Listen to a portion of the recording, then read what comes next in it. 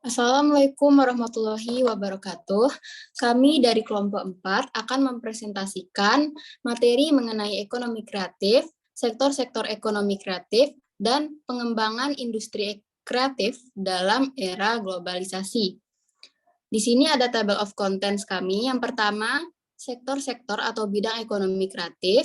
Kedua, badan ekonomi kreatif itu sendiri. Ketiga, hubungan ekonomi kreatif dan branding nasional. Keempat, perkembangan ekonomi atau industri kreatif di Indonesia dalam era globalisasi. Dan yang kelima, kontribusi ekonomi atau industri kreatif terhadap GDP dan penyerapan tenaga kerja di Indonesia. Sebelum itu, izinkan kami untuk memperkenalkan diri. Yang pertama, ada Hartanta, kedua Kaila, ketiga Bewintia, dan keempat saya sendiri, B. Armelia Maharani. Di sini ada penjelasan singkat tentang ekonomi kreatif itu sendiri yang akan dijelaskan oleh Bewintia. Kepada Bewintia dipersilahkan. Ekonomi kreatif merupakan penciptakan kegiatan produksi dan distribusi barang serta jasa yang dalam prosesnya membutuhkan kreativitas dan kemampuan intelektual. Dalam hal ini, kreativitas memang sangat dibutuhkan dalam konsep ekonomi kreatif. Kreativitas tidak terbatas dalam hal penciptakan produk saja, tetapi termasuk penggunaan bahan baku dan inovasi teknologi. Selanjutnya, ada faktor pendorong ekonomi kreatif. Faktor utama yang menggerakkan produksi ekonomi kreatif adalah ide dan stok knowledge. Kreativitas dan ide sangatlah penting dalam konsep ekonomi kreatif. Kreativitas harus diselaraskan dengan ide pengusaha dalam menciptakan produknya.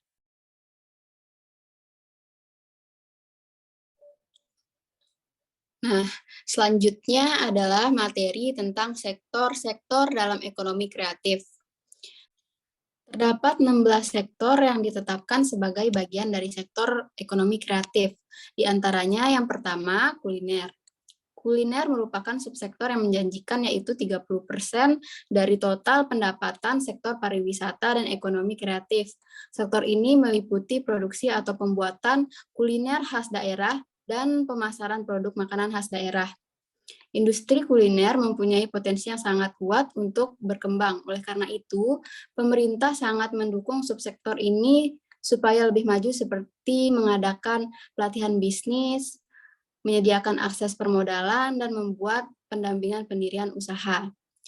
Selanjutnya, fashion. Subsektor ini seputar produksi pakaian, aksesoris pakaian, konsultasi gaya, hingga pendistribusian produk pakaian yang telah dibuat. Tren fashion senantiasa berubah secara dinamis, oleh karena itu desainer fashion lokal harus inovatif dalam merancang baju-baju model baru. Dalam hal ini, Kemenparekraf akan melakukan pendampingan melalui fasilitas-fasilitas yang bisa mendorong subsektor ini menjadi semakin besar.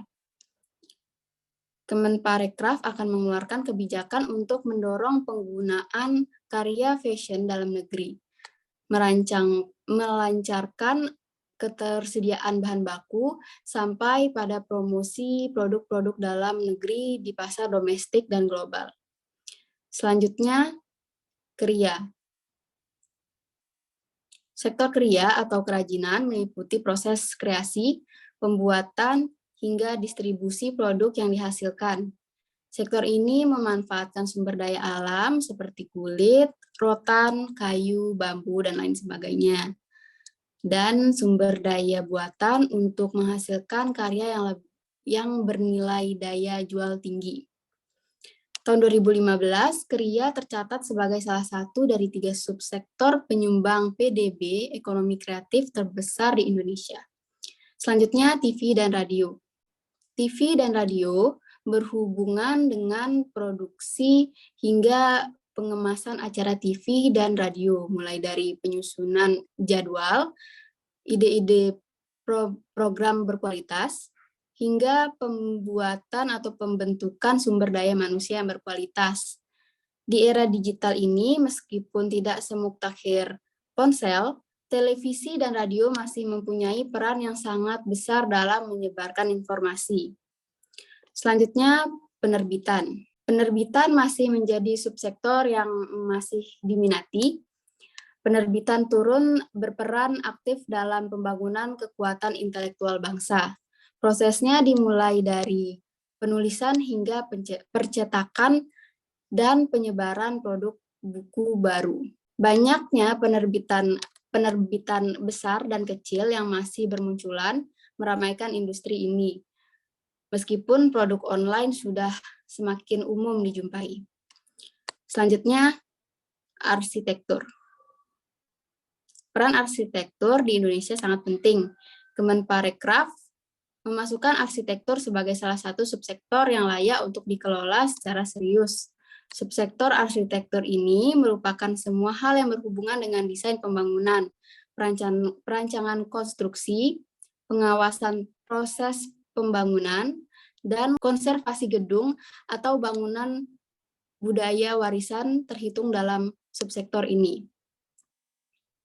Industri arsitektur dibagi menjadi dua level, yaitu mikro dan makro. Dikategorikan sebagai makro jika konstruksi bangunan secara menyeluruh, misalnya perencanaan tata kota, landscape, dan lain sebagainya. Sedangkan mikro lebih kepada konstruksi dan renovasi bangunan dalam skala kecil. Selanjutnya, aplikasi dan game developer. Industri dan ekosistem permainan atau game lokal memiliki potensi besar untuk berkontribusi dalam ekonomi kreatif tanah air. Kemenparekraf mendorong para pengembang game lokal untuk berkarya, karena Indonesia merupakan salah satu negara dengan pangsa pasar game yang peningkatannya cenderung signifikan. Sektor ini berkaitan dengan pengembangan teknologi seperti perangkat lunak komputer, pengolahan data, desain sistem dan portal, perawatan sistem, pembuatan website, dan pembuatan game atau edukatif atau hiburan, dan lain sebagainya. Selanjutnya, periklanan.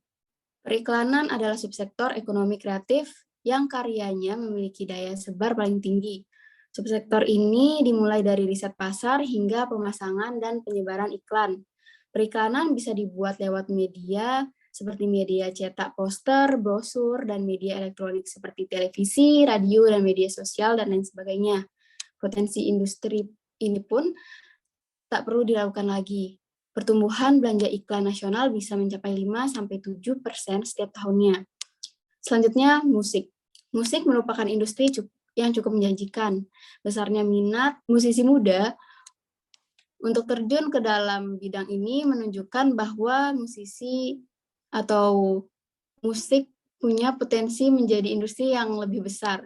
Subsektor ini berkaitan dengan kreasi, komposisi, penulisan, penciptaan, hingga produksi sebuah musik atau lagu.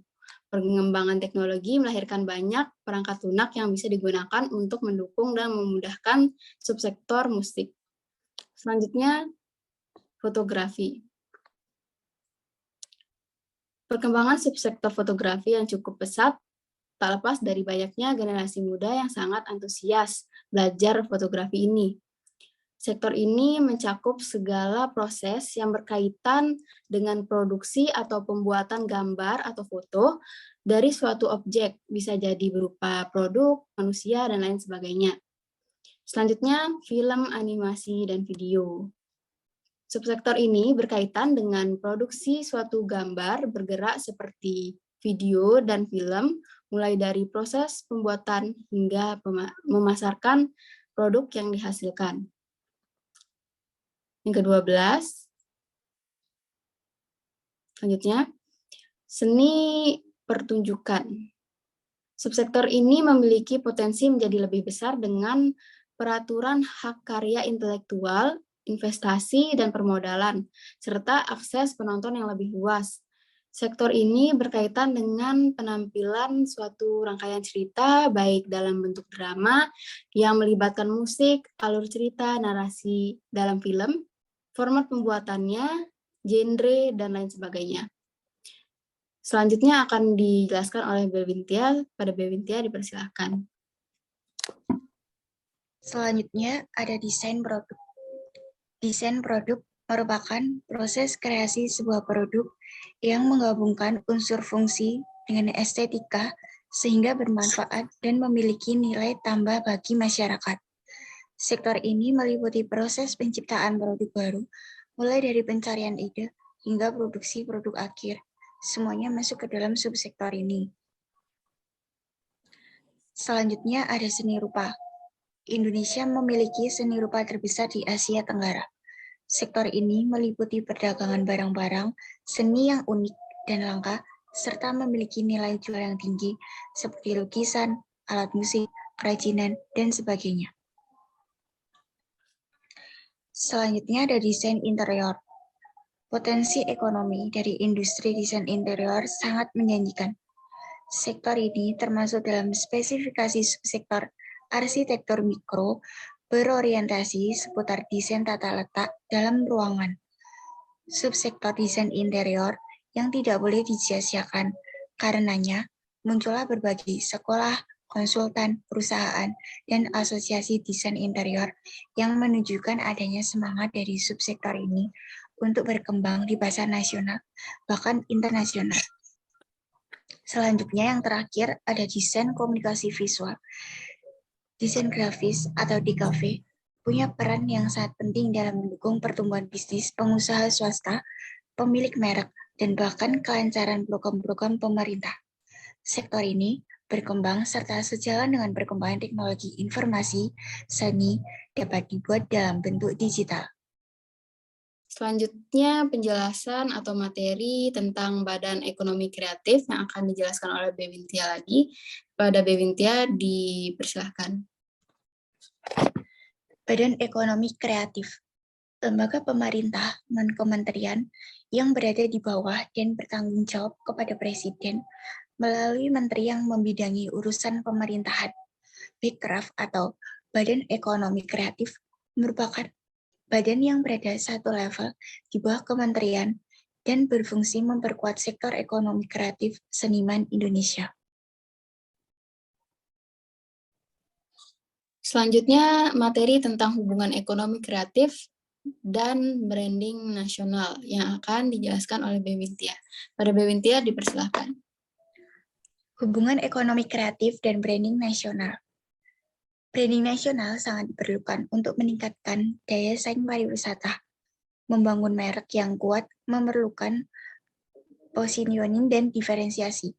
Indonesia memiliki diferensiasi, namun selama ini antara positioning dan diferensi belum mampu bersinergi dan tidak memiliki brand integrity. Akhirnya, Indonesia tidak memiliki brand image yang positif. Untuk meningkatkan daya saing pariwisata, dilakukan dengan memperbaiki positioning Indonesia di dunia internasional. Hal tersebut dapat dilakukan dengan perbaikan berbagai infrastruktur yang mendukung pariwisata, kestabilan politik, dan keamanan, perbaikan birokrasi, dan transparansi dalam pemerintahan agar mampu memperbaiki karakter bangsa. Selain itu, mensinergikan pariwisata dengan industri kreatif merupakan strategi yang efektif. Sebuah merek tanpa karakter akan sia-sia, dan bangsa Indonesia harus memiliki karakter, akan memiliki daya saing di mata internasional. Selanjutnya materi tentang perkembangan ekonomi atau industri kreatif di Indonesia dalam era globalisasi yang akan dijelaskan oleh Kayla. Pada Kayla dipersilahkan.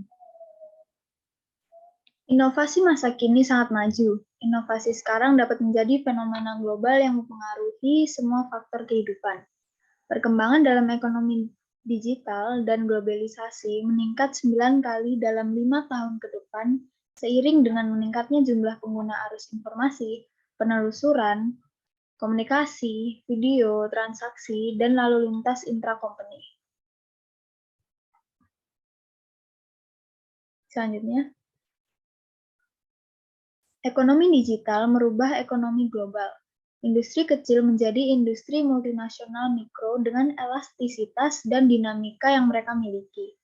Hal ini memberi kesempatan yang lebih tinggi bagi para pemula untuk terlahir secara global. Digitalisasi mendorong persaingan karena memungkinkan model bisnis yang inovatif dan memungkinkan perusahaan untuk meningkat dengan cepat. Salah satu contohnya, banyak perusahaan kecil dan menengah di seluruh dunia berubah menjadi eksportir dan bergabung dengan pasar e-commerce dan bisa bersaing dengan pasar multinasional terbesar. Selanjutnya, materi tentang kontribusi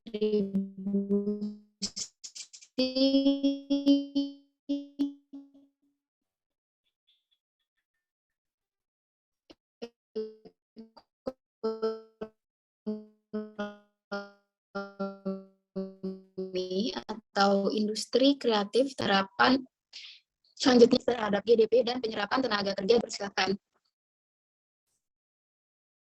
Kontribusi ekonomi atau industri kreatif terhadap GDP dan penyerapan tenaga kerja di Indonesia.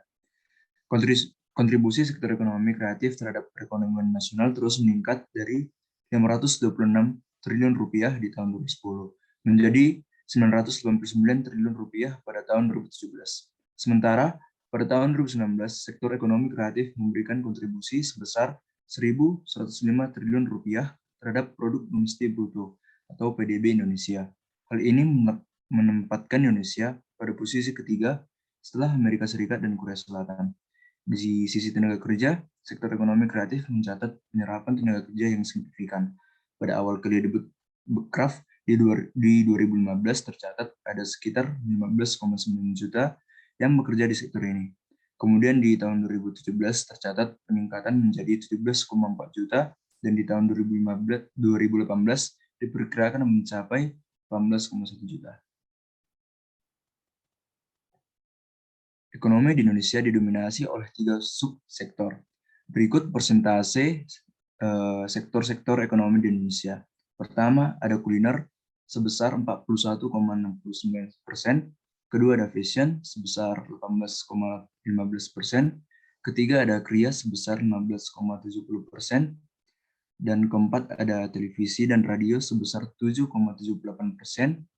Dan kelima, ada penerbitan sebesar 6,29%, dan keenam ada arsitektur sebesar 2,30%, dan selanjutnya ada aplikasi dan game developer sebesar 1,77%, ada persiaran sebesar 0,80%, dan ada musik sebesar 0,47%, fotografi sebesar 0,45%, seni pertunjukan sebesar 0,26%, desain produk sebesar 0,24%, seni rupa 0,22%, desain interior sebesar 0,16%, film sebesar 0,16%, dan terakhir ada desain komunikasi visual sebesar 0,06%. Nah, demikianlah presentasi dari kelompok kami. Kurang lebihnya mohon dimaafkan. Semoga presentasi ini dapat bermanfaat bagi kita semua. Wassalamualaikum warahmatullahi wabarakatuh.